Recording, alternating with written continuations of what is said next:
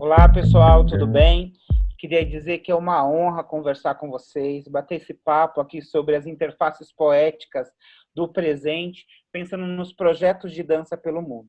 Queria agradecer imensamente a presença da Delma Nogueira, que é artista do movimento, professora do método Roseli Rodrigues e coreógrafa. Muito obrigado, Delma, aí de São Paulo, por bater esse papo conosco. Obrigado pela ajuda aí e pela parceria. Tá?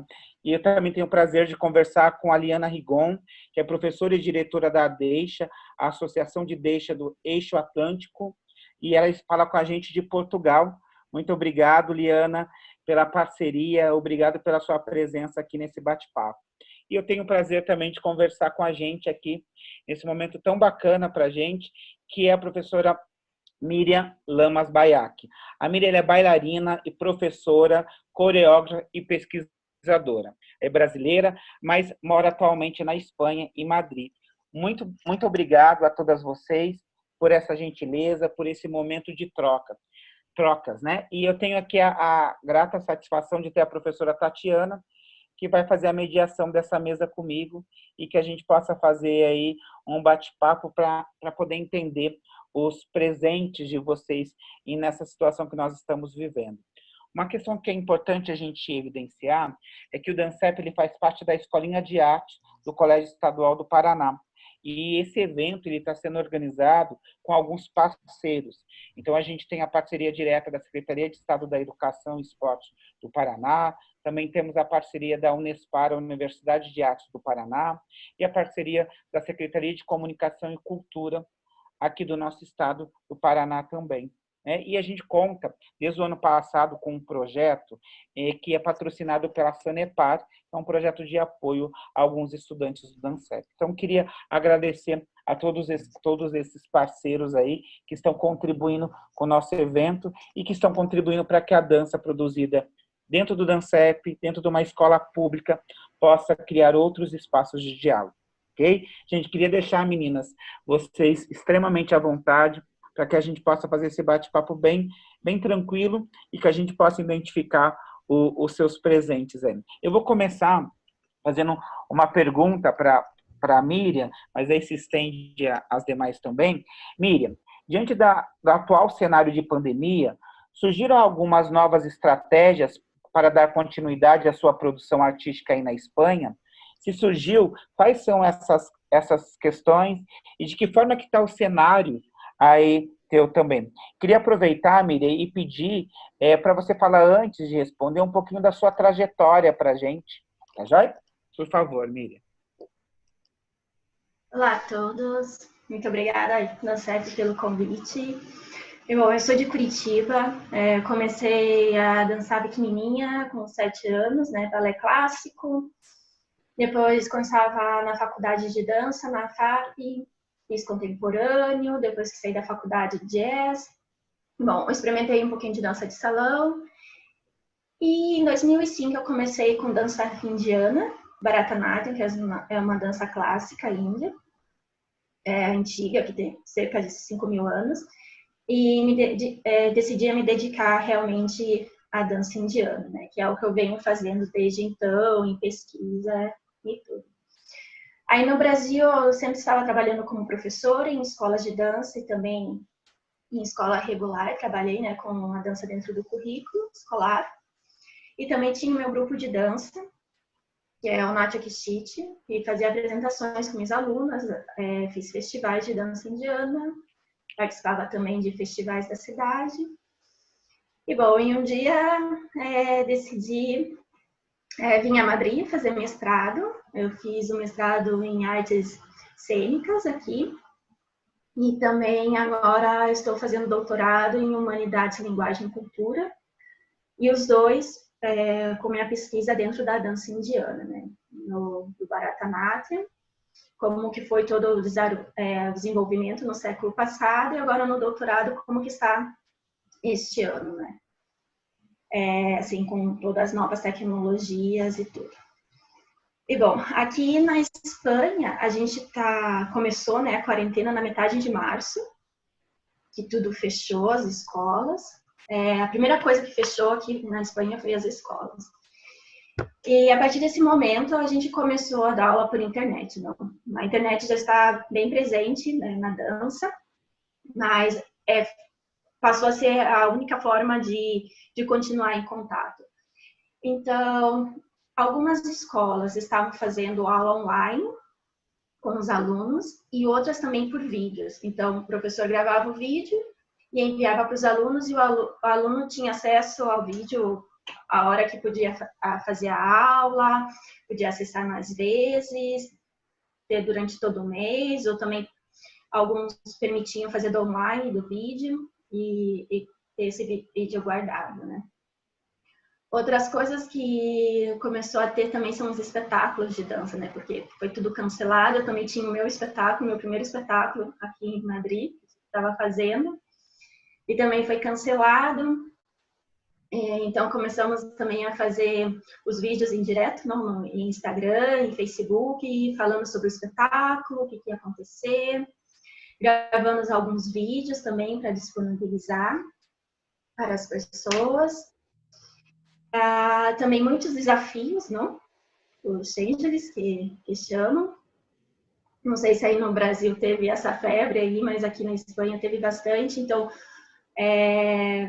gravar vários tipos de vídeos de dança, e sempre tem alguém responsável para fazer a edição e juntar todo mundo, e cada vídeo com um tema.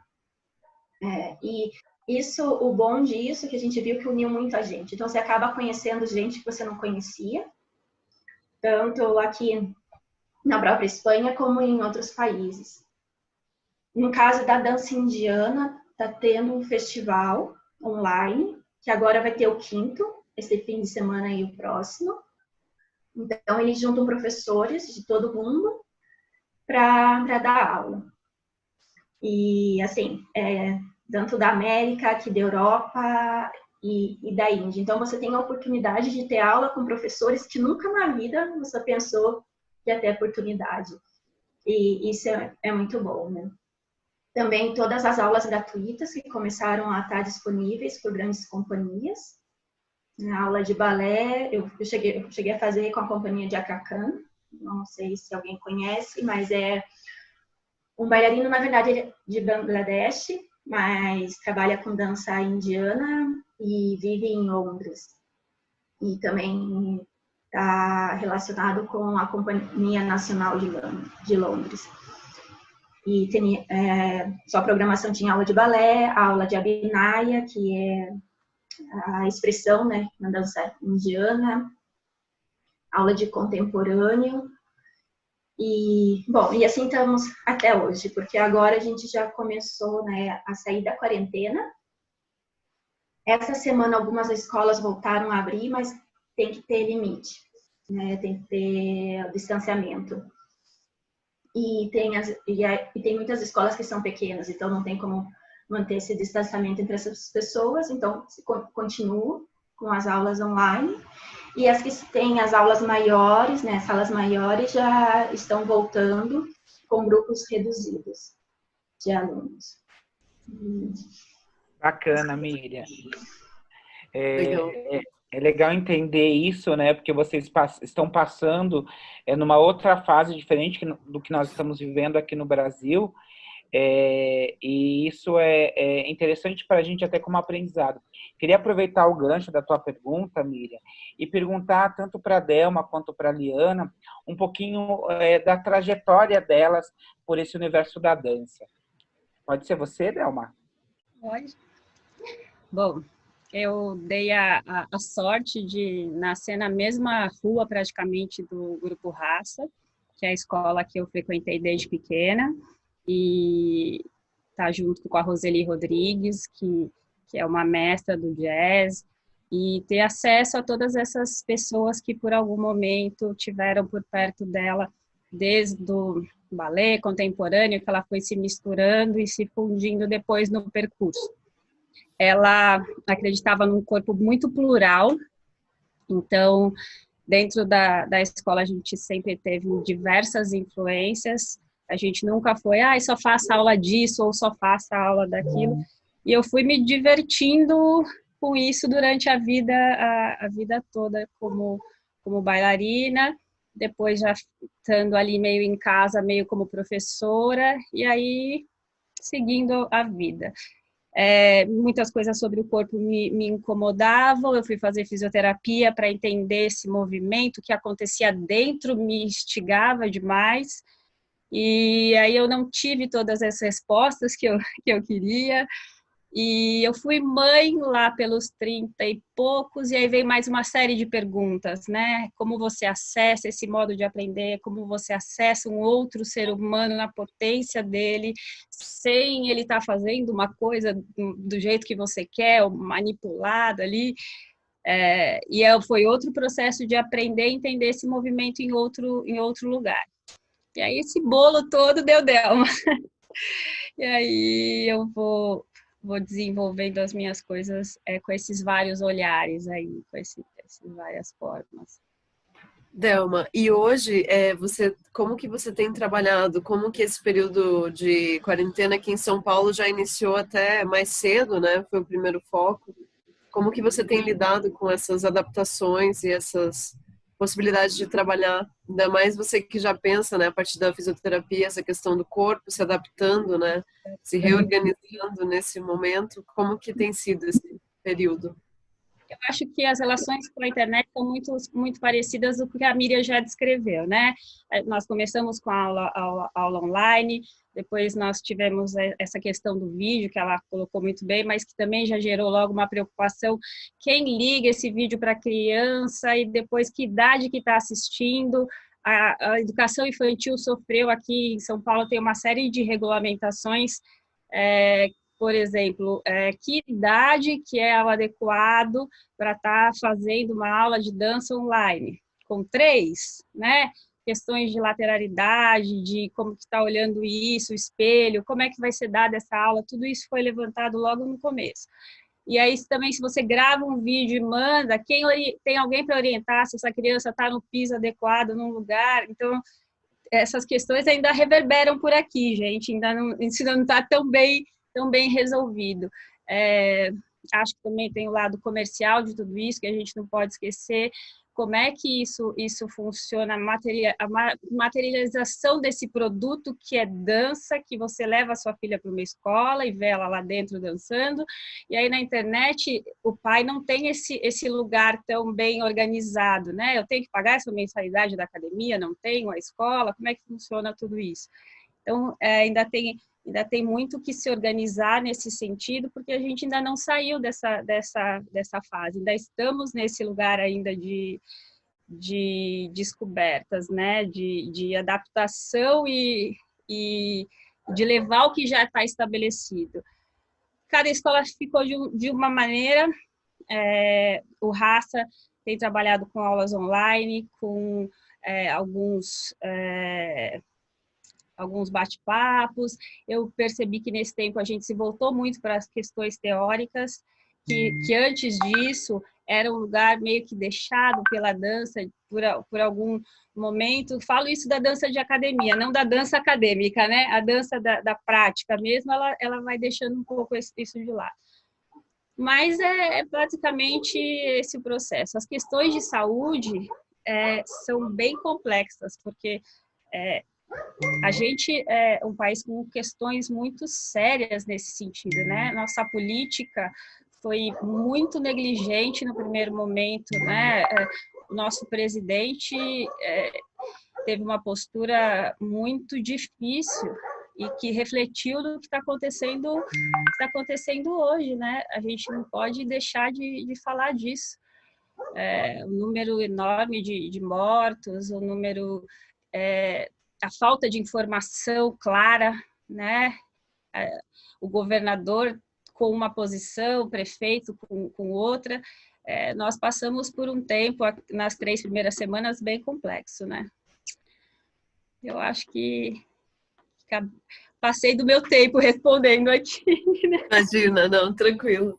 Para a gente é muito importante ver, né, 3 profissionais em lugares, em contextos muito diferentes, né? A gente compartilha um pouco mais da experiência da Delma aqui, apesar do Paraná também de alguma forma, principalmente no estado, né, ter tomado algumas decisões, e em Curitiba também, né? Essa semana a gente voltou a fechar a diminuir os horários de funcionamento, né? Algumas coisas fecharam por conta de um aumento do número de casos e mortes, então é uma situação um pouco diferente. E as meninas lá na Europa, né, em Portugal e em Espanha, principalmente agora a Liana em Portugal, né, que acho que foi um dos países que melhor lidou com a pandemia, né, no sentido de políticas e propostas.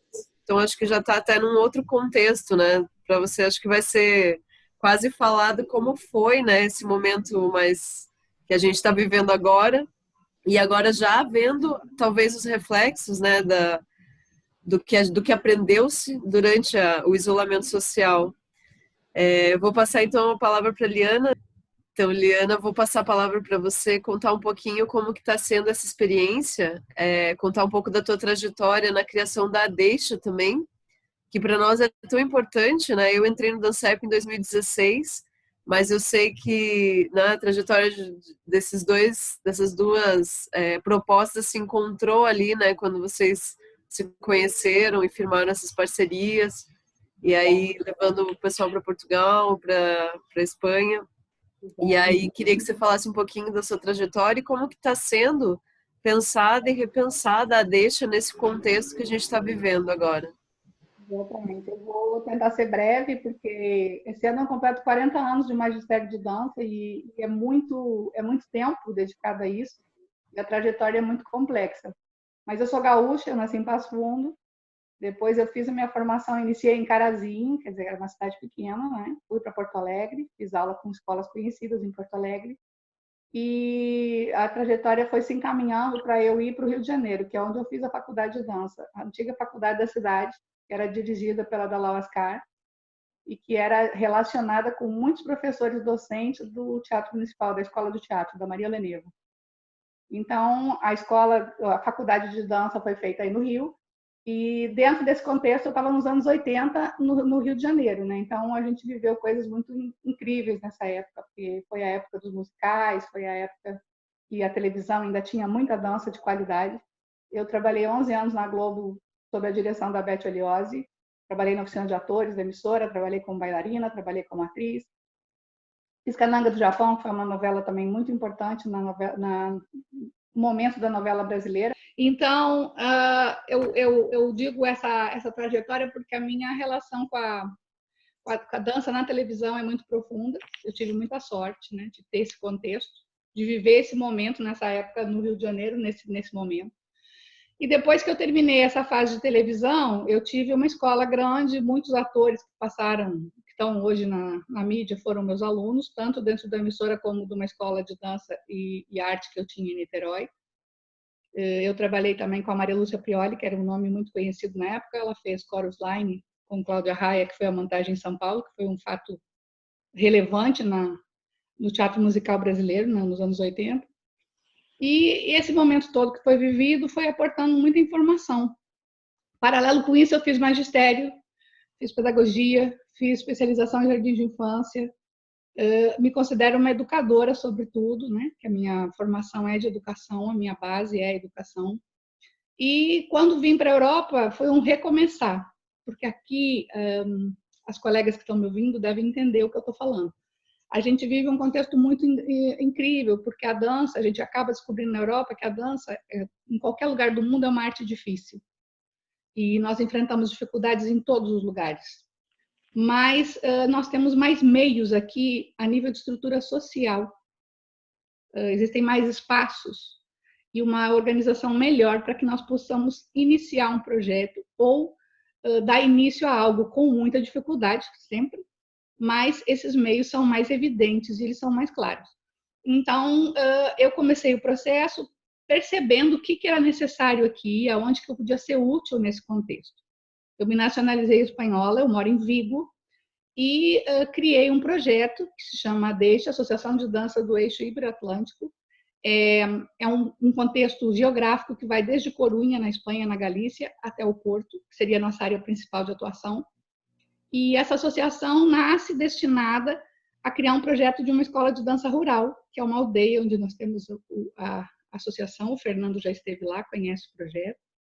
E nesse projeto nós criamos uma escola de dança com uma metodologia adaptada a esse ambiente e criamos vários projetos de eventos que esse ano foram todos cancelados. E que são eventos que mantêm, digamos, a parte dorsal da associação, tanto na parte econômica como na parte de relação e integração, porque a associação já relaciona os dois países. Normalmente, meus alunos em Portugal, metade são portugueses e metade são espanhóis. A escola é com duas nacionalidades, pelo menos. Então, esse projeto é um projeto diferente, é algo bastante inédito pelo seu tamanho, pelas suas características.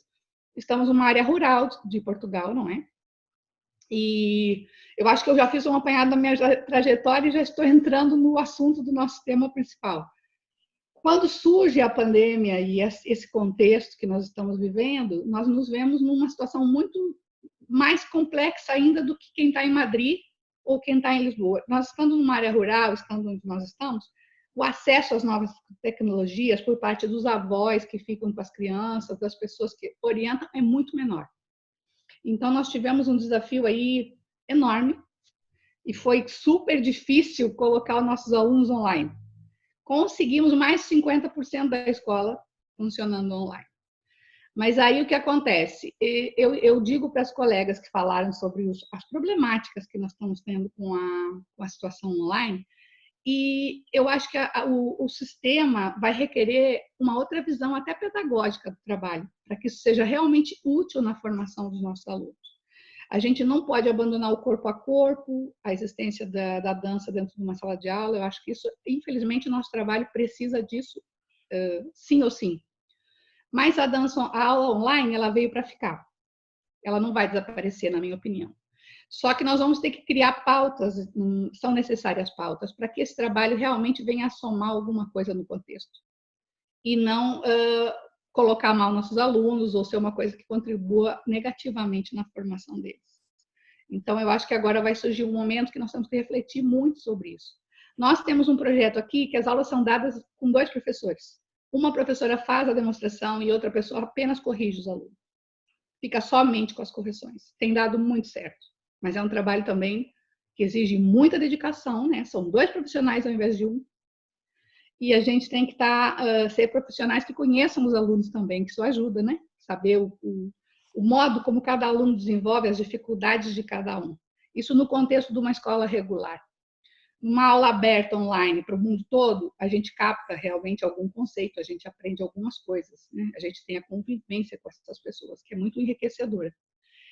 Mas o contexto de aprendizagem, ele vai ser questionado, na minha opinião, e a gente vai precisar realmente de uma revisão de todo esse contexto. Como encaixar a aula de dança online como um aliado e um instrumento favorecedor na aprendizagem dos nossos alunos. Esse vai ser o grande desafio da nossa época, no caso, né? Então, a gente vai ter que encontrar um espaço para isso. O YouTube já vinha me incomodando bastante, porque existia muita cópia de coreografia, muita gente aprendendo dança online. Isso já é um processo que eu, como educadora, já estava questionando há muito tempo. Era algo que me incomodava profundamente, né? Então, eu acho que agora a situação da aula online, ela tira um pouco a cópia pura e dura e faz com que você possa interagir e entrar no processo, falar com as pessoas. E isso, acho que cria algumas pontes que são necessárias para a gente fazer desse trabalho um aliado. A associação criou um evento agora, até falei com o Fernando, nós temos uma professora do Dancep que se incorporou. A Deixa cancelou todos os eventos. Nossos eventos aqui são considerados grandes eventos, porque reúnem mais de 1.000 bailarinos. Na Europa, 1.000 bailarinos é muita gente. Isso em São Paulo é um chute na moita, né? Como a gente diz, 1.000 pessoas é fácil. Mas na Europa, 1.000 pessoas é população. E 5.000 pessoas de público é multidão. Porque não temos esse volume, né, demográfico, principalmente na zona onde nós estamos, que é o norte da Espanha e o norte de Portugal. Portugal teve uma sorte, porque uma semana antes de Espanha entrar, quando a Espanha entrou no processo da pandemia, de fechado, lockdown daqui, Portugal saltou e ganhou uma semana na frente. Então, além da questão presidencial, governamental, lembro sempre que nós estamos geridos por 2 países socialistas, tanto Espanha como Portugal, o governo é socialista, isso é importantíssimo. Na minha opinião, não se pode tirar isso da questão. Eu tenho conversado e os pais concordam que, além da gestão ter sido eficiente, sobretudo, eles tiveram a grande sorte de ganhar essa semana a mais, que definiu o sucesso, né? Depois, culturalmente, os portugueses não são como os espanhóis. Às 7 da tarde, os portugueses jantam, às 9 eles estão indo dormir, às 10 eles já estão dormindo. Os espanhóis jantam às 9 da noite, quando jantam em casa e não estão nas terraças tomando alguma coisa. E vão dormir 11h30, meia-noite. As pessoas não frequentam nem as casas. Aqui, na Espanha, as pessoas costumam marcar tudo numa cafeteria da esquina. As pessoas não têm. Quem está em Madrid, está me ouvindo, sabe que eu estou falando a verdade. Culturalmente, a gente vive um povo de rua, que gosta de rua e que gosta de interagir. Então, tudo isso acabou confluindo no sucesso maior em Portugal, tanto pelo tempo como a própria cultura deles, né? E a dança, no contexto de Portugal, online, que é o que eu quero voltar e fechar, está passando um processo muito difícil. Por quê? Porque não existe uma legislação das aulas online, nem na Espanha, nem em Portugal. Existe uma legislação para os ginásios de esporte, que não funcionam como as escolas de dança e que deveriam ter uma normativa apropriada. Pois nós aqui, tanto na Espanha como em Portugal, estamos brigando por uma legislação sobre isso. E ela não aconteceu até agora. Nós estamos voltando a funcionar com a mesma regra, né, dos ginásios de atividade física. Então, como pode ser uma musculação, uma aula de zumba, enfim, que é uma coisa muito diferente da nossa realidade, né? Mas eu acho que o importante do que eu tenho para aportar é que eu vivo entre 3 mundos, na verdade, né? O projeto do Brasil, que eu nunca deixei, eu estou sempre em contato com o Fernando, com o Dancep, com o Rio de Janeiro, com as escolas que eu trabalhei, com a televisão, eu não perdi, eu vou todo ano ao Brasil, esse ano não vou poder ir pela primeira vez. Mas sou espanhola, nasci na Espanha, moro nasci no sentido nacionalidade, já levo 23 anos aqui, renasci aqui, e o meu contexto cultural é espanhol, e eu criei um projeto em Portugal. Então, eu tenho muita confluência de informação cultural de 3 culturas diferentes, né? Mas acho que a dança está na mesma situação, nos 3 lugares, com agravantes da situação governamental, a falta de direcionamento, a falta de gestão de muitas coisas, não é? Mas nós todos, acho que nesse contexto estamos sofrendo. Eu tenho um sofrimento muito grande, porque eu ainda ontem comentei com uma colega de dança que foi nos tirado o nosso principal instrumento de trabalho, que é o corpo. O músico tem o instrumento, né? O pintor tem as tintas, todas as artes têm. Nós, bailarinos e professores de dança, o corpo é o nosso tudo. E, de repente, esse corpo ficou aprisionado a 2 metros de distância dos outros corpos. E ele está aprisionado numa tela, onde você não pode tocar nem ser tocado. Então, nós vamos viver uma virada muito grande. As nossas coreografias vão mudar. A nossa forma de colocar os alunos em palco vai mudar. Quer dizer, é uma virada total de tudo que nossa geração aprendeu.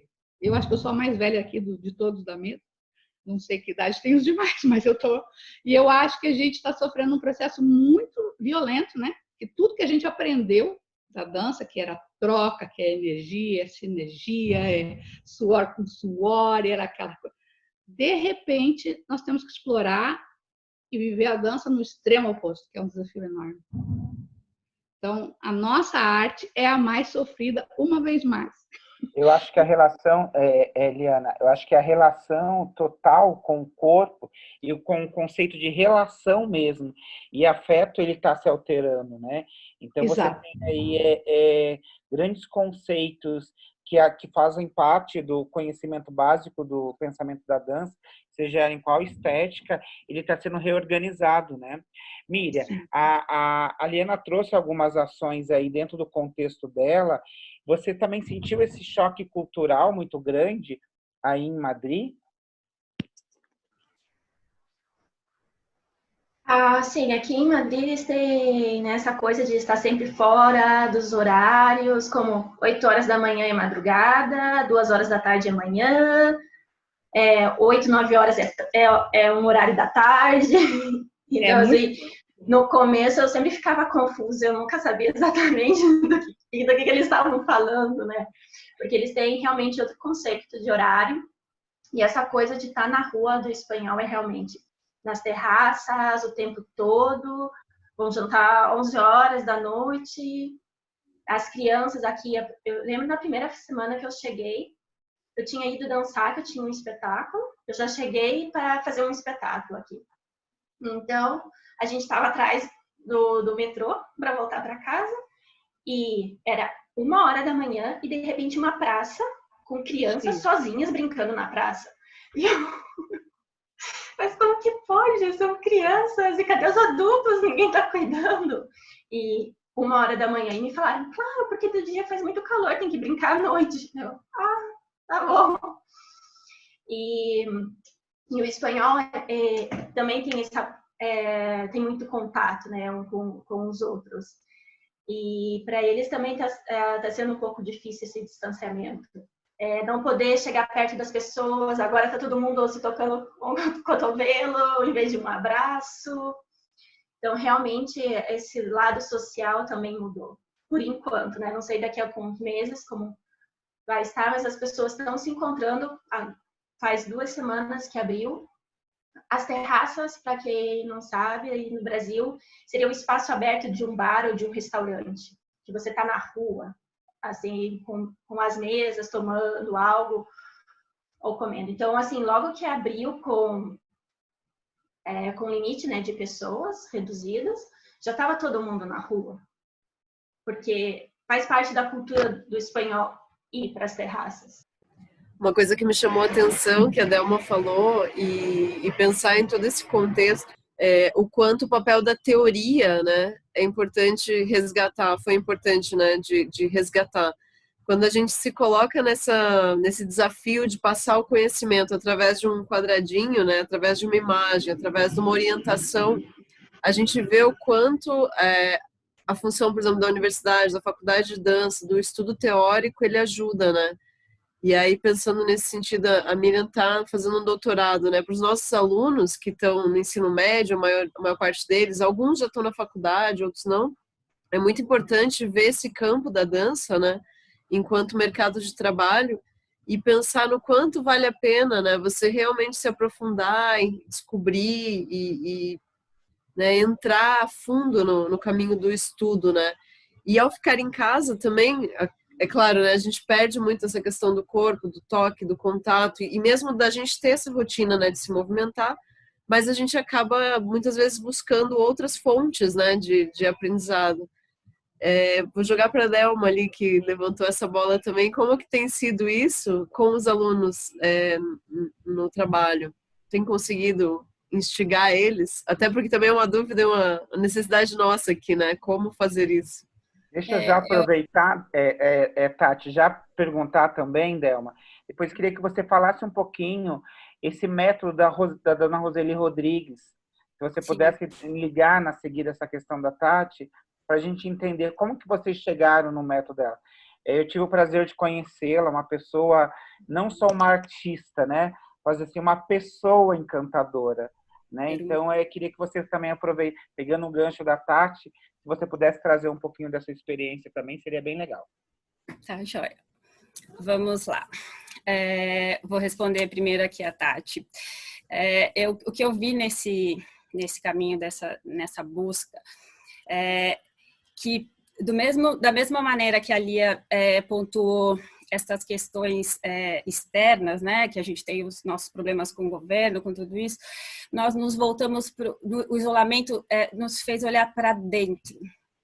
E as nossas questões de identidade, de posicionamento, de entender esse lugar de não tem talvez um certo e um errado, talvez tenha o caminho da dança indiana, o caminho da deixa, o caminho da ANSEP, o caminho do método Roseli Rodrigues, não tem coerência em cada lugar, mas não tem um certo ou errado, tem o certo para o seu corpo, para você, para a sua história, para o seu caminho, para o seu percurso.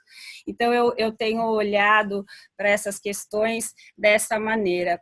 Eu queria pontuar algumas coisas que eu percebi nesse momento. A presença da família dentro da aula muda todo esse contexto. Então, eu tenho um pai, eu tenho uma mãe assistindo, tirando os adultos, né, os profissionais que fazem aula já sozinhos, que se viram, que se mantêm, ali 17 para baixo, ele tem alguém ali acompanhando, supervisionando o que ele está fazendo. Então, a gente deixou de atender só uma pessoa, a gente atende aquela família.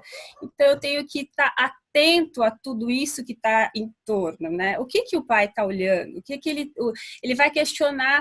O que meu filho está aprendendo com esse professor? Qual o conteúdo que esse professor está dando? Se ele for um cara despreparado, ele vai ficar para trás. A escola que ele faz parte, por mais que ela queira que ela ame, que ele seja um charme, que ele seja carismático, e quem trabalha como todos aqui há anos, a gente sabe que existe gente assim, que te envolve, mas quando você vai buscar o recheio, o conhecimento, o que ela precisa transferir para o outro, você acha ali um espaço que às vezes não está preenchido.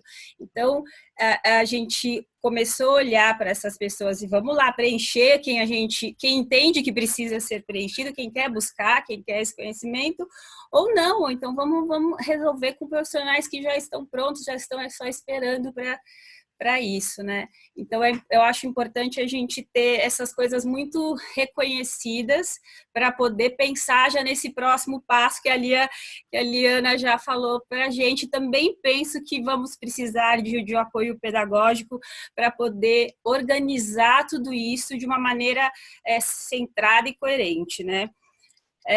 Lembrando das terraças, assim, que a Miriam falou, a gente é o povo do carnaval, gente, assim, é assustador, a gente tem gente fazendo churrasco, a gente tem baile acontecendo clandestino, a gente tem tudo isso acontecendo não longe, aqui na vizinhança, é muito próximo, né? Então, é uma sensação realmente que, às vezes, é assustador, né? Porque a gente sabe que metade dessas pessoas vão contrair os vírus e quem tiver que ficar, vai ficar, e uma boa parte também vai embora, conforme a idade. Aqui dizem que os mais velhos... Eu volto na questão da falta de informação. Mais velho pega mais, criança não pega. E aí a gente tem todo esse desencontro aí de informação. Vou falar um pouquinho do método agora, né? Dá tempo de falar do método. Como eu disse, eu tive a sorte de nascer na mesma rua do Raça e estar com a Roseli desde pequena, desde os 4. Eu vou fazer 45 esse ano. Lia também, não sou tão menina assim. E aí, de ter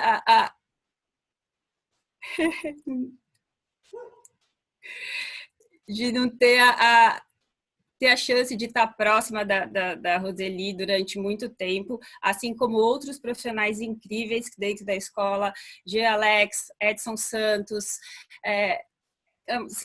me veio agora na memória os que estão, Nathalie, que está na Espanha, Nathalie Cláudia Vogel, Claudinei Garcia, que está em Portugal, Kelly Maioli, que está em Portugal. Então, tem raça pelo mundo todo.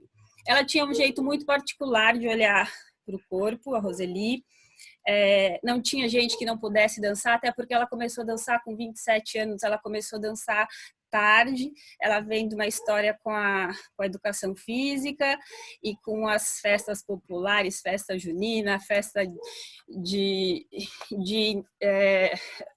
aqui no bairro nós temos nem existe mais, mas tinha uma danceteria, e uma coisa que era para ser uma brincadeira tomou outro vulto, e ela, com essa paixão que também teve em algum momento pela ginástica, começa a promover o grupo, que é o Grupo Raça, e a fazer trabalhos que começaram a fazer sucesso, e ali em 80 e tantos, ela começa a ganhar prêmios em Joinville e começa a olhar para isso de uma forma mais séria. Abre o Grupo Raça, antiga Long Life, né, que hoje a gente só existe como Grupo Raça, e segue uma carreira aí feito um meteoro, né? E aí são prêmios durante anos seguidos, e aí ela começa com esse pensamento: esse jazz que eu tenho hoje já não me é suficiente, então eu vou trazer o Luiz Arrieta, eu vou trazer a Ivonice, e ela foi se misturando com as outras influências e trazendo isso para os bailarinos também. Então, não se admire se um de nós daqui a pouco for até a Miriam para se misturar com dança indiana, for procurar a parte rural lá com a Liane em Portugal, porque essas misturas muito nos interessam. Assim, a gente virou um povo de aproveitar esse processo de humanidade. E acho que vale lembrar que além de ser um processo, a dança servir como um caminho para a educação e para a orientação, desde processos... Quem trabalhou com criança ou trabalha ainda com criança sabe que a gente ensina desde como colocar meia, até como ajeitar a calcinha, como ajeitar um colanzinho, como prender o cabelo, como... acabou de comer, tem que escovar o dente, você ensina a viver, né? Você vai passando por todos os momentos. Então, esse processo de humanidade também, que eu acho que não é apartado da dança e nem da arte. Ele é um caminho. É isso.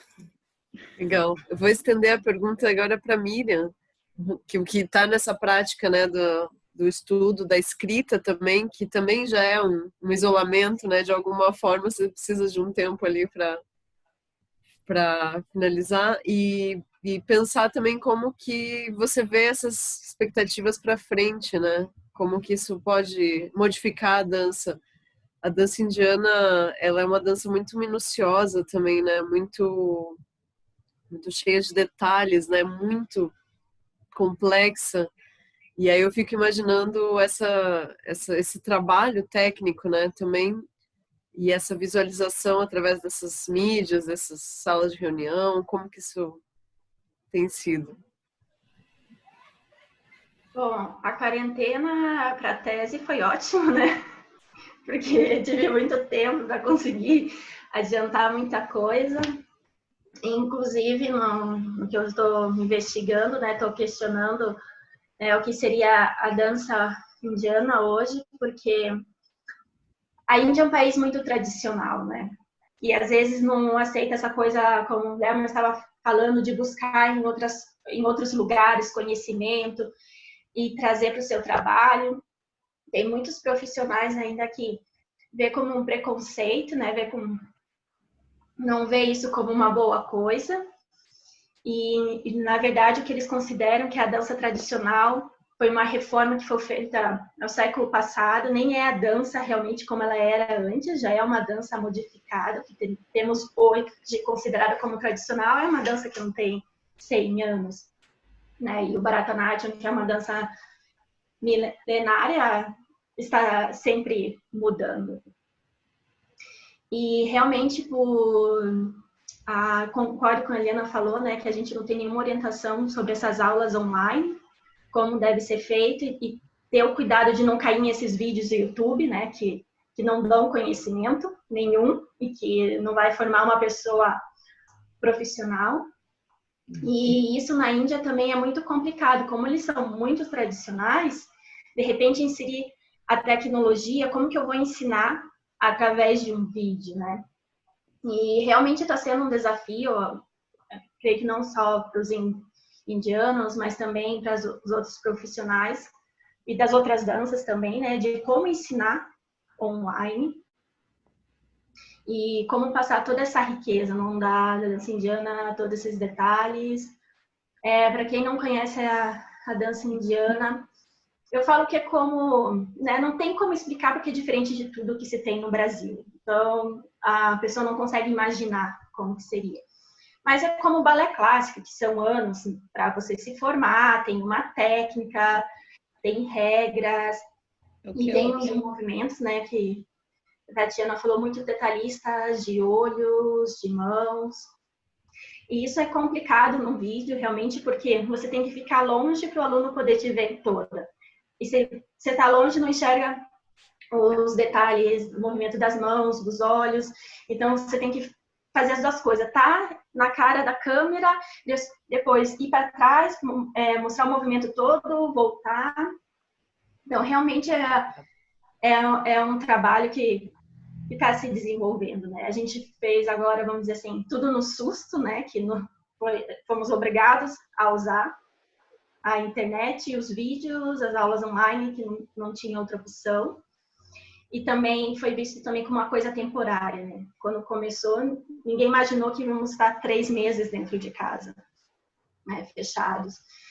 E é uma coisa que realmente, né, apesar da tecnologia já estar na nossa vida há muito tempo, é uma coisa que ainda vai levar um tempo para desenvolver realmente como se precisa. Encontrar realmente o método adequado. Aí a importância, né, como também foi falado antes, de ter uma bagagem teórica, de saber o que é uma didática, o que é uma metodologia, como buscar soluções de problemas, buscar caminhos diferentes para ensinar uma mesma coisa.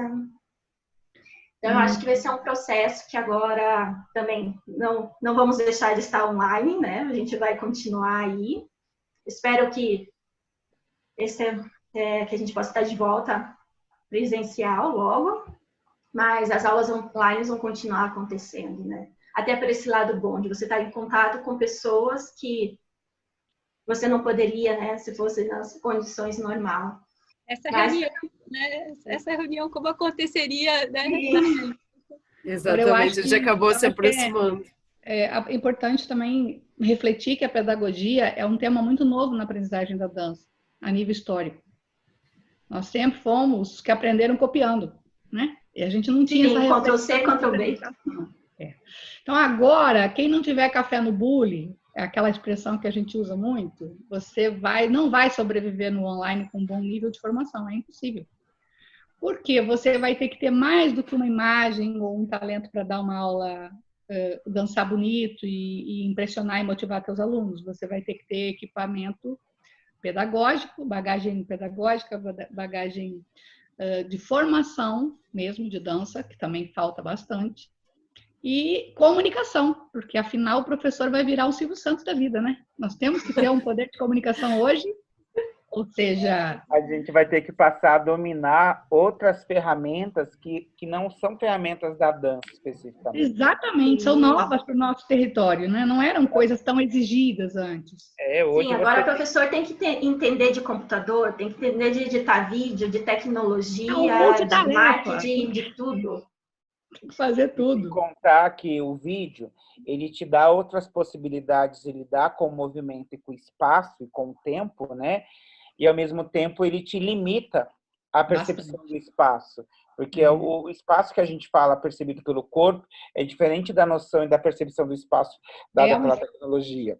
E eu acho que uma questão que vai ficar forte, que eu acho que até transforma para a gente poder refletir um pouquinho juntos, como é que vocês acham que as pessoas vão sentir a sua percepção no corpo, o sabor do toque, o sabor do movimento, né? Quando a gente puder, novamente, sair nas ruas e poder tocar o outro, e poder abraçar o outro, e poder compartilhar com o outro. Como é que vocês acham que isso vai se organizar?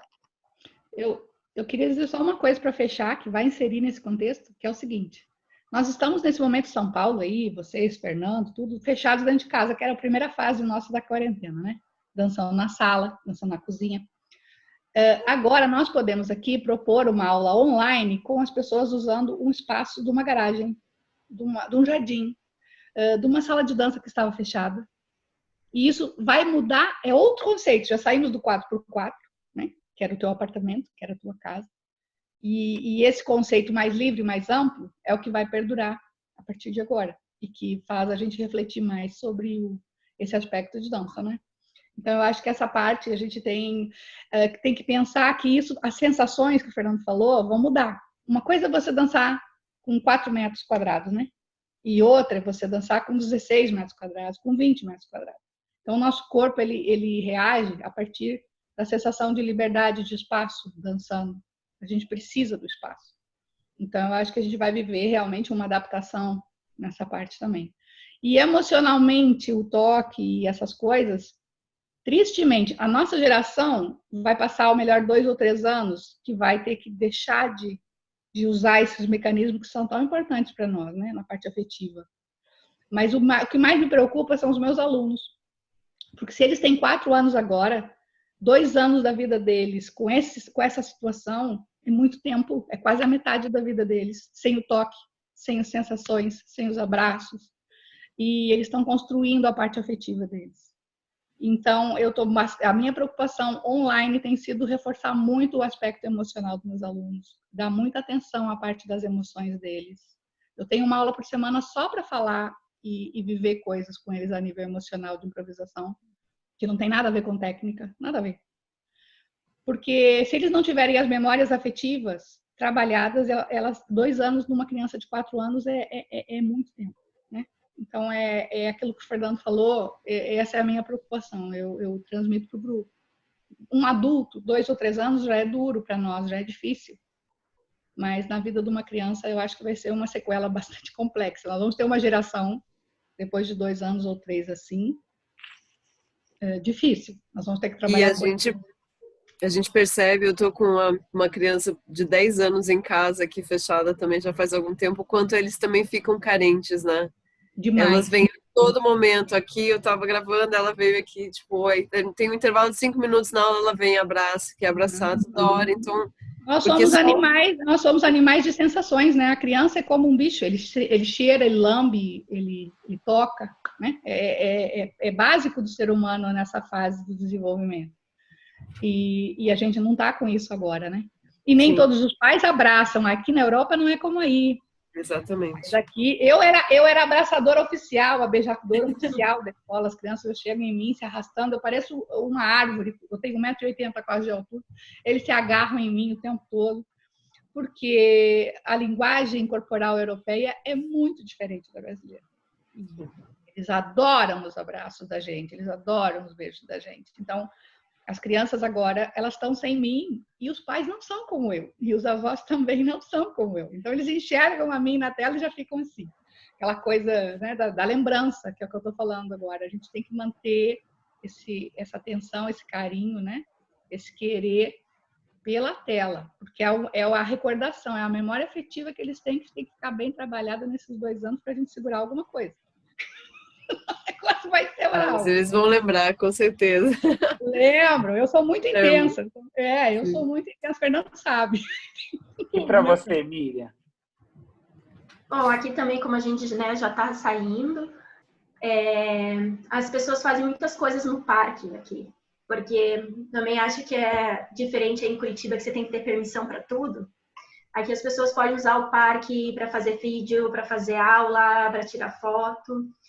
Então, no momento que os parques foram abertos de novo, que faz umas 2 semanas, as pessoas estão indo para o parque, né, para ter esse espaço, realmente, porque dentro de casa, assim, a gente se sente preso, né? Meu quarto aqui é super pequenininho, então, e eu divido apartamento com outras 2 pessoas, então eu tinha que pedir para as pessoas, deixem a sala para mim tal dia, tal horário, para que eu possa me mexer.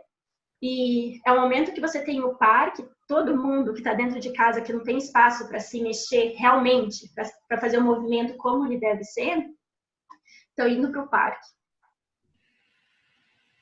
E fazem aula no parque, e ensaiam. Tem muitos grupos de teatro também, de canto, estão fazendo seus ensaios no parque.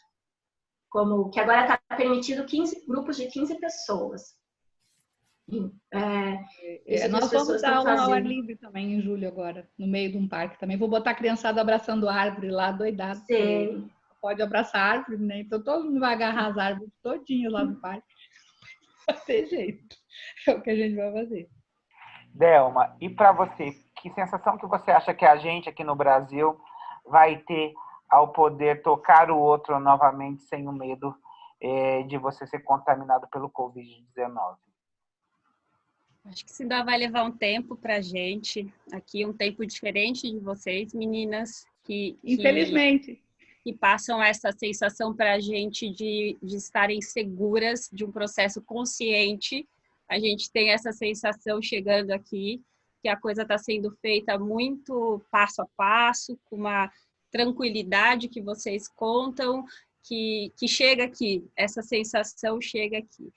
E que não é o que a gente sente aqui.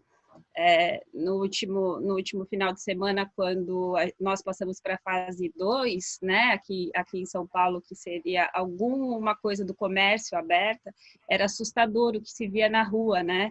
Tudo lotado, tudo cheio, então é de causar medo mesmo.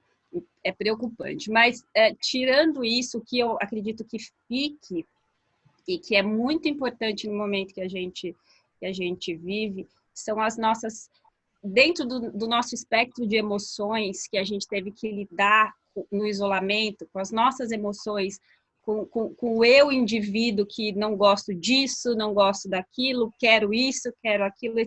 Essa visita interna foi de grande valia. Eu acho que temos algumas manifestações antirracismo, anti-homofobia, que o povo brasileiro demorou para se engajar em questões assim, e que nesses últimos, não sei se está relacionado diretamente à pandemia, mas que as pessoas se colocaram, elas se manifestaram, elas não ficaram em cima do muro. Isso já me dá um respiro, assim. Ainda temos muitos problemas, mas me dá uma esperança na reflexão. Quem se manifestou, pelo menos pensou no assunto. Então, isso já me é um alento no meu coração. Obrigado, Dé. Gente, queria primeiro, antes de finalizando, que o nosso tempo é curtinho e a gente poderia ficar aqui horas para poder debater sobre essas experiências, que, como a Delma bem trouxe, a gente está indo para dentro também, para refletir sobre uma série de questões pessoais. Isso é muito importante para a nossa evolução mesmo. E eu queria agradecer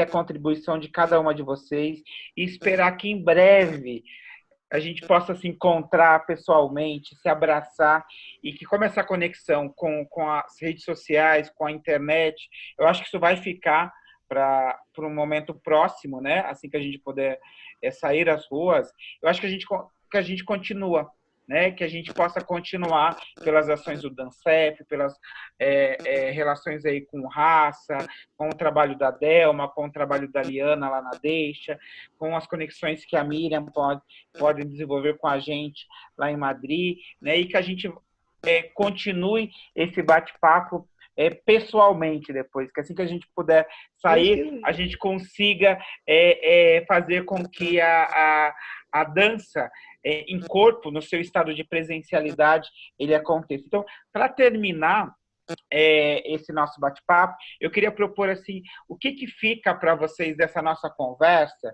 e jogando a gente para pensar um pouquinho o presente do depois, né? Pensar esse presente, o impacto dele no depois, numa frase para vocês, uma frase curta. O que fica para você, Miriam? Para mim, o que fica é as possibilidades que esse veículo está me dando de conhecer pessoas que são afins e que pensam parecido comigo, e que eu jamais teria a oportunidade de coincidir, e reencontrar pessoas que pensam como eu, como você, Fernando, e poder ter essa troca que é mágica, né? Eu sou de uma geração que usou carta, que depois começou a usar telefone, né? Aquela coisa, todo esse processo para nós sempre tem um pouco de magia, de poder dar um clique e poder chegar até as pessoas, né? Então, eu acho que a frase que define é o mundo de possibilidades que a gente tem a partir de agora. E é como uma faca. Ou a gente usa para descascar a laranja, ou a gente usa a mesma faca para matar. Eu quero descascar muita laranja. Então, vamos tentar fazer que esse veículo e esse canal seja realmente uma nova porta para muitas possibilidades para todos nós. Obrigado, Liana. E Miriam, e para você? Entrando também nessa parte das possibilidades, né?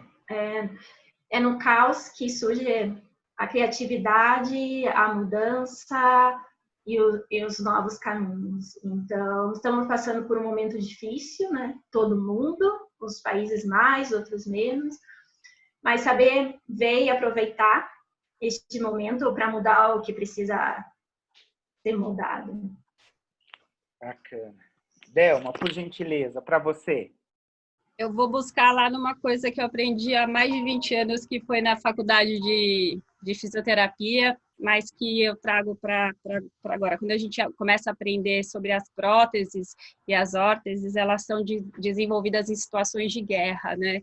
Então, quando as pessoas perdem membros, perdem partes, elas criam adaptações para aquela mesma função que é importante. Então, eu acho que a gente vai criar próteses e órteses para poder se adaptar a esse novo tempo.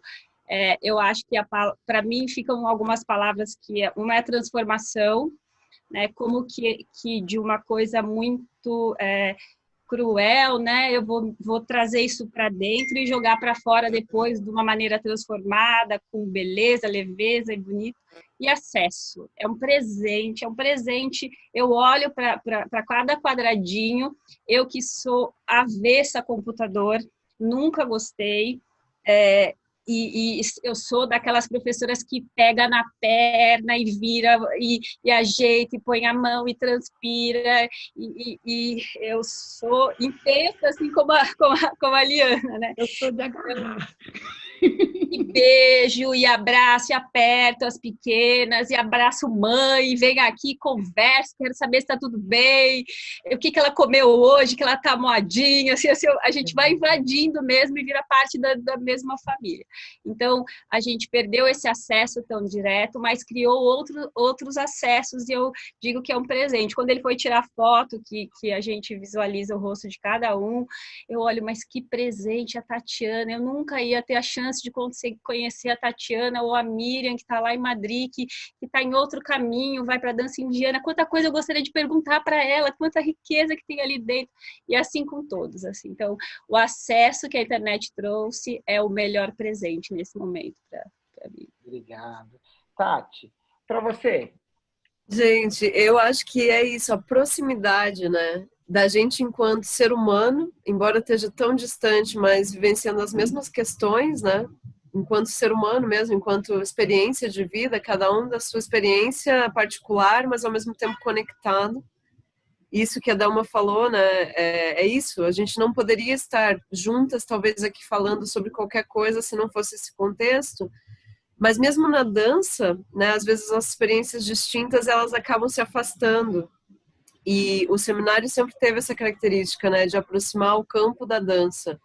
A gente consegue aproximar de mais longe espacialmente, mas, de novo, essa aproximação que a gente tem enquanto gente que é letrado nessa arte do movimento, né, se conecta e se entrelaça ainda mais. Então, de novo, eu acho que o diálogo, ele aproxima, né, essa troca aproxima. Então, para mim também foi incrível, assim, conhecer a Eliana pessoalmente, que já ouvi falar tanto de você. Porque a gente tem, é meio recorrente, né, Fernando? Tomara que ela tenha ouvido falar bem, né, Fernando? Mas a gente fala bastante. Não, mas agora a apresentação, a sua presença já dispensou qualquer outra fala, porque é isso, é essa pessoa intensa mesmo e verdadeira e que consegue conectar também, né, esses 3 países diferentes, linguagens e potencialidades diferentes, inclusive aqui, né, nesse momento que a gente está vivendo. Miriam também conheço, né, do lado de trás, e ver você desenvolvendo esse trabalho aí foi muito legal, assim, perceber o quanto continua forte, né, e potente essa vontade de pensar a dança na dança indiana nesse momento. E Delma, também um prazer conhecê-la. Obrigada por todos os conhecimentos e saberes compartilhados aí. E eu também, eu só queria dizer assim, o Fernando a gente já se conhece, já é uma situação, considero uma pessoa já do meu círculo de amizade, tenho um carinho enorme pela pessoa do Fernando, independente do profissional, né? Mas eu quero agradecer a oportunidade de conhecer vocês também, as meninas que estiveram aí na reunião, me colocar humildemente à disposição.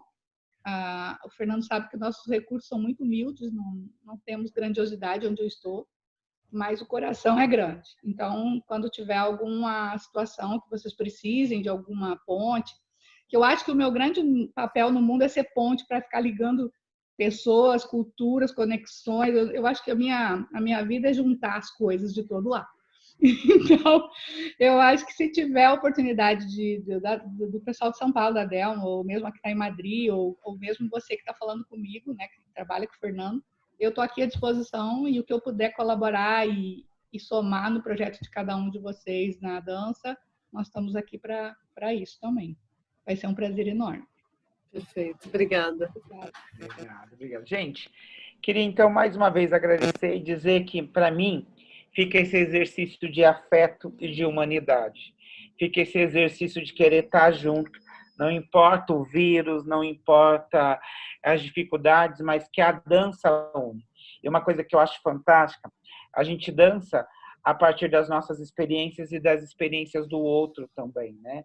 E é muito gostoso poder dançar com vocês de outra forma, em outros formatos, como trouxe a Débora, como trouxe a Delma, em outras misturas, né? Que a gente possa se misturar cada vez mais, que a gente possa se integrar cada vez mais e que tudo que é produzido dentro de uma escola pública possa se integrar a outros saberes, a outras formas de conhecimento e também poder absorver e conectar ao conhecimento que vocês produzem.